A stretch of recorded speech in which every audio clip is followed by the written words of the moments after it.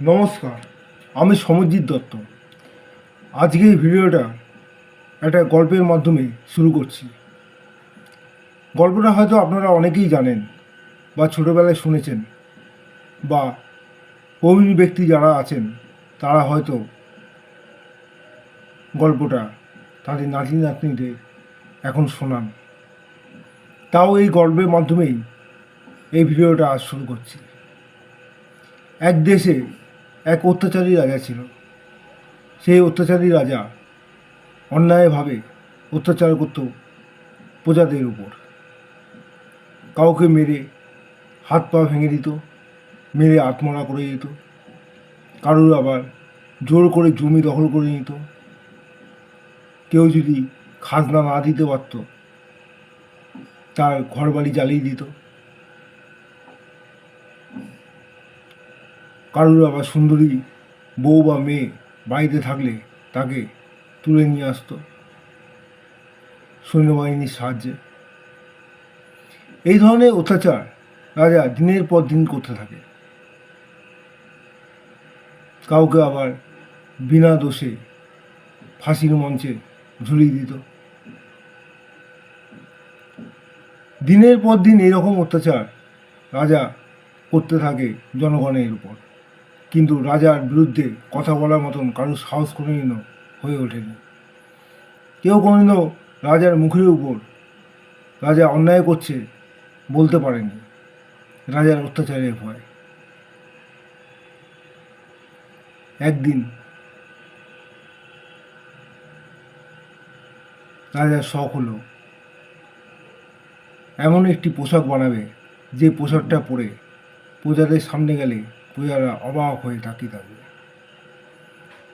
এর জন্য দেশ বিদেশ থেকে অনেক পোশাক যারা বানায় তাদের নিয়ে এলো। নিয়ে এসে তাদের বলল, আমাকে এই ধরনের একটা পোশাক বানিয়ে দিতে হবে।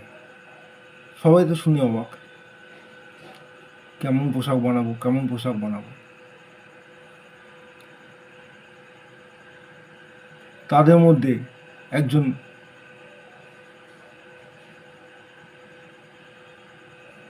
ভাবল, রাজার তো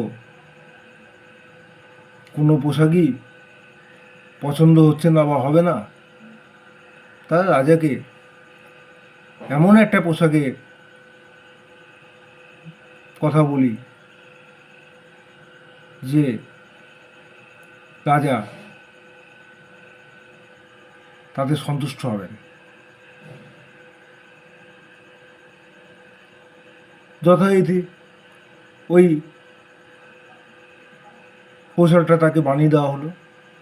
উনি ওটা পরে প্রজাদের সামনে গেলেন, গিয়ে বলছে, কেমন হয়েছে, কেমন হয়েছে, কেমন হয়েছে। সবাই বলছে ভালো হয়েছে, সবাই বলছে ভালো হয়েছে।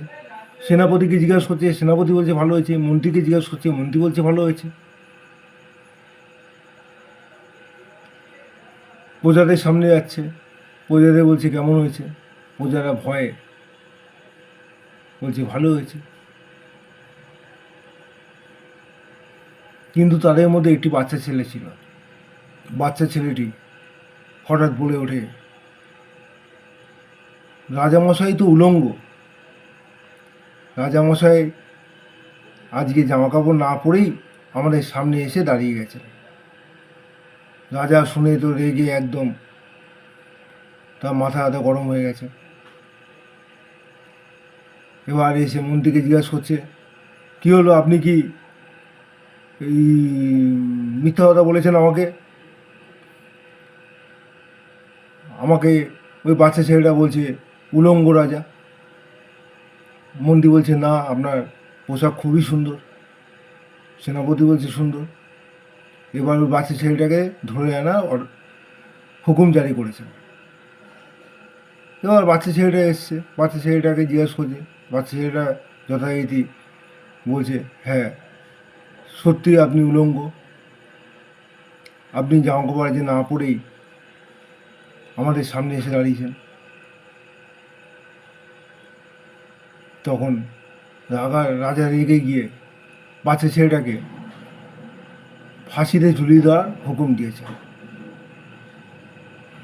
এই শুনে তো বাচ্চা ছেলেটার মা বাবা আত্মীয় স্বজনরা কান্নায় সবাই ভেঙে পড়েছেন। সবাই রানীমার কাছে এসে হাজির হয়েছে, রানীমা আমার ছেলেকে বাঁচান। রানীমা তখন সব কিছু শুনে রাজার কাছে গিয়ে বললেন, রাজামশাই আপনি বাচ্চা ছেলেটাকে ছেড়ে দিন। বলছে, না, আমাকে উলঙ্গ বলেছে, আমি এত ভালো পোশাক পরে গেছি, আমাকে উলঙ্গ বলেছে। তখন রানীমা, মানে রাজার যে স্ত্রী, উনি বললেন, আপনার মুখের উপরে কেউ কোনোদিনও কোনো কথা বলতে পারেনি ভয়, তাই আজকেও কেউ আপনাকে সত্যিটা বলতে পারেনি।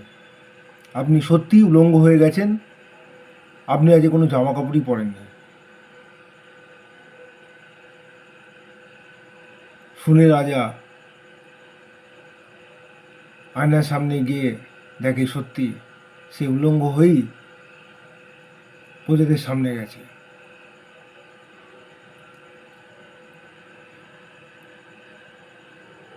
রানীমা তখন বললেন, আপনি যে অত্যাচার দিনের পর দিন করছেন প্রজাদের উপর, প্রজারা ভয়ে আপনাকে সত্যিটা বলার মতন সাহসও হারিয়ে ফেলেছে। আজকে বাচ্চা ছেলেটা আপনাকে আপনার সত্যিটা আপনার সামনে তুলে ধরেছে।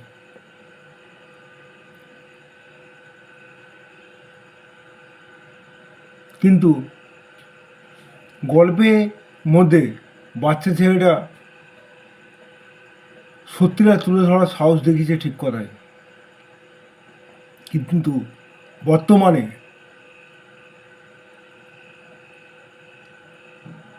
যা পরিস্থিতি চলছে, রাজার বিরুদ্ধে, রাজার কাছের লোক যারা আছে তারা কতটা রাজাকে তার বাস্তবটা সম্বন্ধে বলতে পারছে বা বলার মতন সাহস জোগাতে পারছে, আমার সন্দেহ আছে।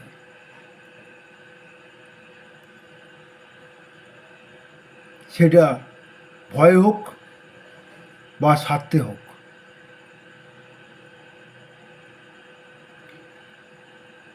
অত্যাচারের মাত্রা এতটাই বেড়ে গেছে যে অত্যাচার সীমা ছাড়িয়ে গেছে। আজকে একটি বক্তব্য শুনলাম, মুখ বন্ধ করিয়ে দিতে পারতাম। 200 বছরের যে শাসনকাল ছিল তারাও মুখ বন্ধ করানোর চেষ্টা করেছিল জনগণের, তাকেও চলে যেতে হয়েছিল, সেই রাজত্ব ধ্বংস হয়েছিল। জনগণ তখনই প্রতিবাদ প্রতিরোধ গড়ে তোলে যখন তার পিঠ দেয়ালে গিয়ে ঠেকে। দেয়ালে গিয়ে যখন পিঠ ঠেকে তখনই তারা প্রতিবাদ প্রতিরোধ গড়ে তোলে। জনগণের প্রতিবাদ প্রতিরোধের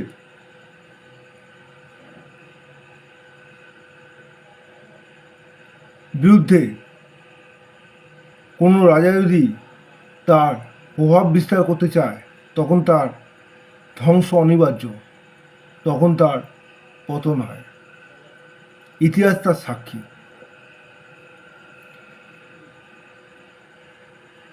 মানুষ এখন রাস্তায় নেমে এসছে, প্রতিবাদ করছে, প্রতিবাদটা জোরালো হচ্ছে।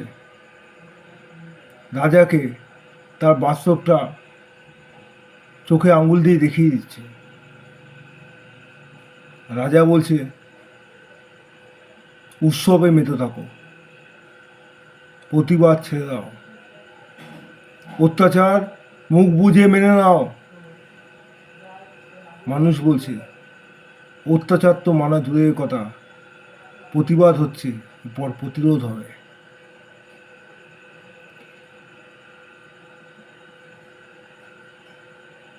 রাজা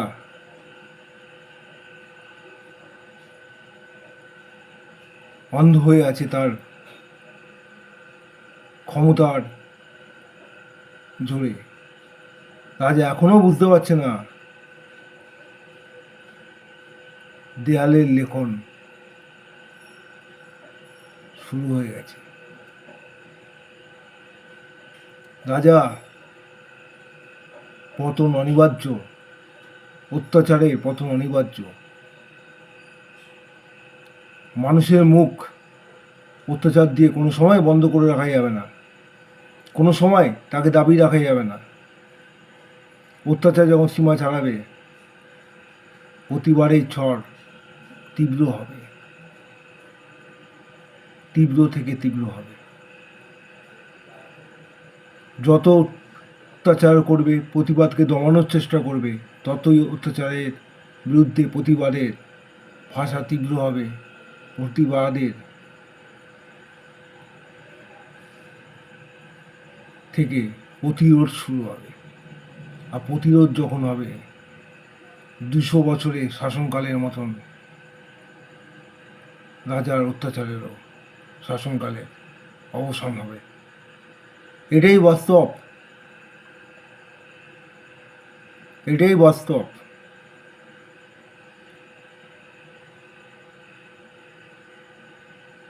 মেনে নিতে হবে। রাজা পতনের সূত্রপাত শুরু হয়ে গেছে। আজ নয়তো কাল পতন হবেই।